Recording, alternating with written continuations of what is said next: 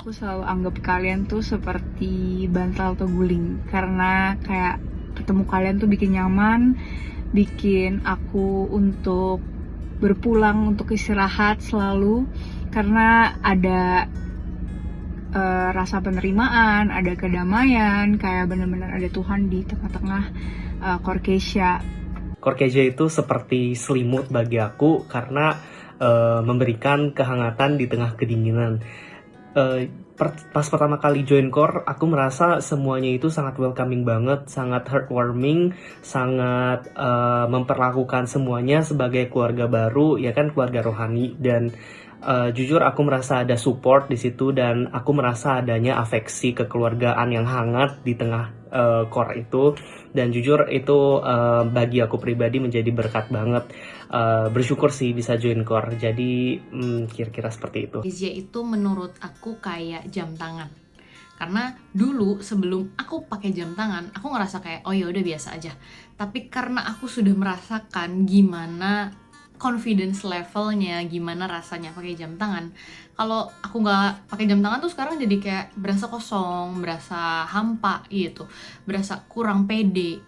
Dan itu yang aku rasain semenjak aku join Korkesia. Perlengkapan makan mungkin ya, karena perlengkapan kalau kita mau makan, tapi kalau nggak ada perlengkapan makan itu kan ada yang kurang. Nah demikian halnya juga. Jadi Korkesia itu udah kayak memenuhi gitu loh. Jadi support system saat kita mau makan, misalnya kita kan di support system sama peralatan-peralatan makannya gitu kan. Nah demikian juga mungkin secara kerohanian aku, support system aku di Korkesia. Kenapa? Karena ya di dalam Korkesia itu banyak teman-teman yang sangat memberkati gitu loh, sharing-sharingnya, terus kemudian pengalaman-pengalaman hidup, kesaksian-kesaksian mereka.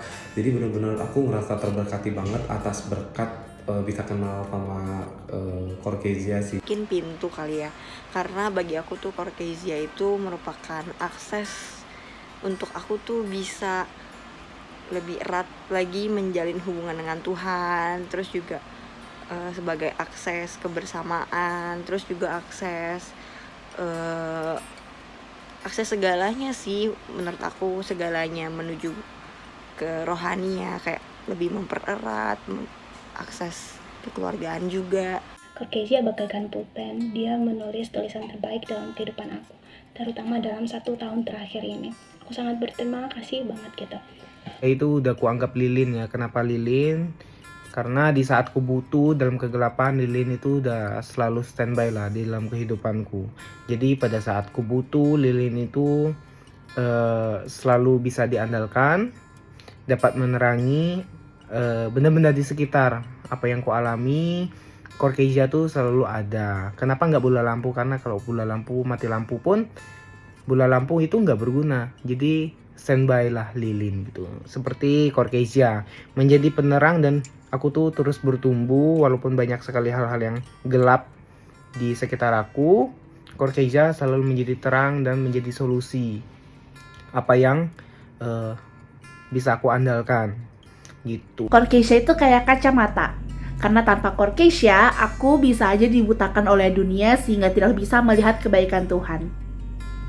Menurut aku pribadi itu yaitu sebagai jam, karena setiap habis mengikuti Korkesia itu benar-benar terus menjadi reminder bahwa waktu di dunia ini bukan hanya sekedar untuk having fun, untuk menikmati hal dunia, tetapi menjadi pengingat bahwa waktu itu harus dipergunakan dengan baik, menjadi pribadi yang lebih positif dimanapun berada, dan benar-benar hidup di dalam kualitas yang berkualitas dan memanfaatkan waktu sebaik mungkin, bukan untuk hal-hal yang tidak berguna.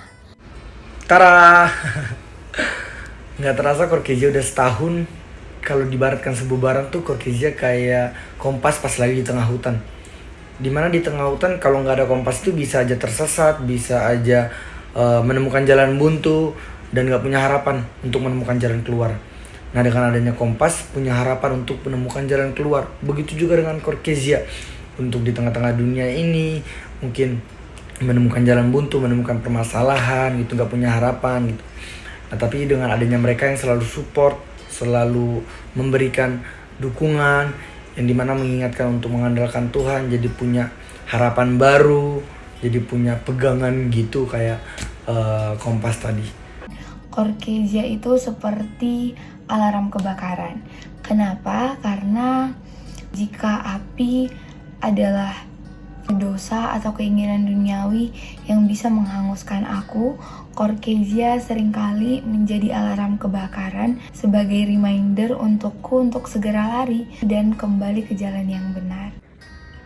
Halo, jadi menurutku Caucasia itu mirip album foto ya, soalnya kan setiap ada event core, foto, ada kegiatan staycation, foto, ada activity, fun activity, foto, udah gitu kan foto-fotonya di-share kan ke grup WhatsApp. Jadi menurutku Caucasia itu ibarat album foto. Yaitu seperti barang sabun. Kenapa? Karena kita tetap bisa harum tanpa menggunakan sabun. Namun rasanya seperti ada yang kurang. Nah, sama halnya dengan Caucasia nih. Kita bisa melewati hari demi hari tanpa Caucasia. Namun rasanya ada yang kurang. Cialah. Caucasia itu kayak apa ya? Kayak payung sih. Jadi kayak itu tuh alat yang kita bawa kemana-mana dan kita tuh bisa berteduh ketika hujan datang ataupun panas terik gitu. Sama sih kayak Caucasia. Menurutku aku merasa lega karena aku tuh punya tempat dan orang-orang yang support aku dalam kondisi apapun, suka maupun duka gitu sih guys. Caucasia itu kayak obat. Kenapa? Karena setiap aku ngerasa sakit, rasa ada masalah, ngerasa ada pergumulan, aku benar-benar ngerasa ada sukacita dalam Caucasia. Dan seperti tertulis di Amsal 17 ayat 22, hati yang gembira adalah obat yang manjur. Caucasia itu seperti emas ya, seperti emas yang mau diproses, dibentuk oleh Tuhan, yang berharga di mata Tuhan. Khususnya teman-teman dan aku secara pribadi mau dibentuk oleh Tuhan sehingga nanti hasilnya jadi berkilau gitu, dan berharga juga, berdampak bagi lingkungan karena mahal juga kan harganya hati kita yang dibentuk, diproses menjadi berdampak bagi lingkungan. Menurut aku Caucasia itu kayak puzzle dimana masing-masing orang tuh punya bentuk yang berbeda-beda tapi bisa saling cocok, saling melengkapi, dan kalau disatukan itu bisa membentuk satu gambar yang indah. Caucasia itu seperti AC, memberikan rasa sejuk pada hati dan jiwa. Ini pot bunga dan kita member-member ini bunganya yang tumbuh di dalam pot tersebut. Karena lewat sharing-sharing dan momen yang udah kita lewatin, menurut aku itu bikin kita grow ke arah yang lebih baik. Seperti HP itu kan sekarang berguna dan dia tuh di setiap zamannya pasti bertumbuh dan berkembang. Sama halnya yang Vanka rasain pas di Caucasia, itu bisa berguna dalam hal pelayanan, dan setiap pertemuan core-nya itu bisa bertumbuh dan berkembang dalam iman dan kasih. Kalian tahu barang yang paling kuat yang dimiliki oleh anggota Avenger itu apa? Bukan tameng Kapten Amerika, bukan palu Thor, tapi Color Hulk. Nah, Caucasia ini mungkin ibarat kayak Color Hulk ya. Kenapa? Bahkan mungkin nggak banyak orang yang nggak notice betapa kuatnya Color Hulk ini. Bahkan mungkin si Hulk sendiri. Bahkan mungkin baru aku doang yang notice gitu ya.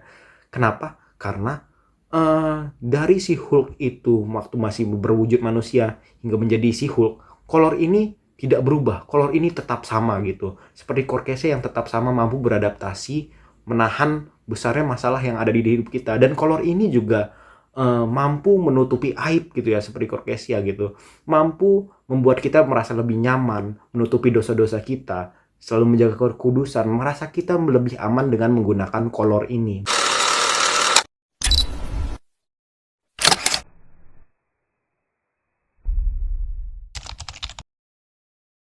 We keep this love in a photograph.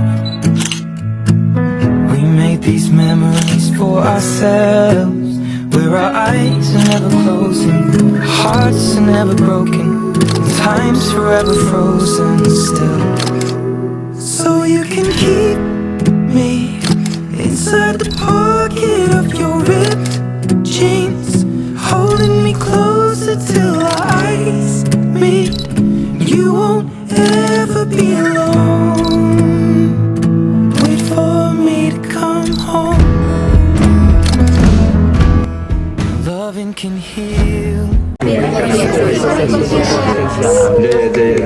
Tuhan Yesus memberkati.